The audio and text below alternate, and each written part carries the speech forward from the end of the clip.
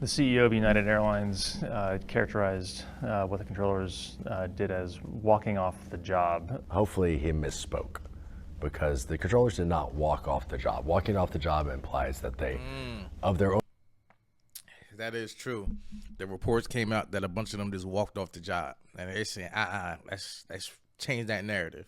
Own free will left and refused to do their job. There's not a single controller in Newark Area C, to the best of my knowledge, that does not love their job. All right, we would like to have more resources to effectively do our job. Yes, that is the case. But to say that someone would basically game the system and take trauma leave when they were not traumatized is insulting at best, and just quite frankly misinformed. No way, shape, or form was that what happened. Nobody walked off the job of their own free will. They had to be taken out of position and relieved of duty because they were not mentally fit to do it anymore at that point because of the trauma that was involved. A United spokesperson pointed to the CEO's more recent statements calling for better equipment and working conditions for controllers. That they're working overtime hours, it makes the job stressful, it makes the job harder. You yourself are on trauma leave Correct. right now, correct? I am, yes. On May 4th, 2 aircraft in New Jersey came dangerously close to possibly colliding mid-air on Stewart's watch. A business jet taking off from Morristown was converging with a small airplane that had taken off from nearby Teterboro. I had been working in the operation for roughly 3 hours-ish at the time of the incident. Typically, I try not to work myself or anyone else longer than 2 hours.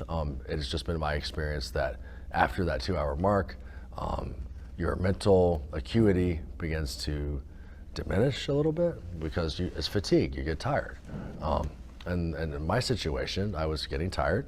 I was having to utilize a combination of radar and non-radar rules that I basically just made up on the fly to separate aircraft in such a way that I could be prepared for losing radar. That increased my workload, which led to me having a close call, so a nose-to-nose situation. Generally speaking, again, PTSD is cumulative, so you can be fine, over and over and over and over again, and then it's the ones that you don't see, the ones you didn't expect, and those are the ones that scare you, for lack of a better way to put it, and then you go straight into survival mode to separate those aircraft and make sure they don't hit, and then when that's over, then it really hits you.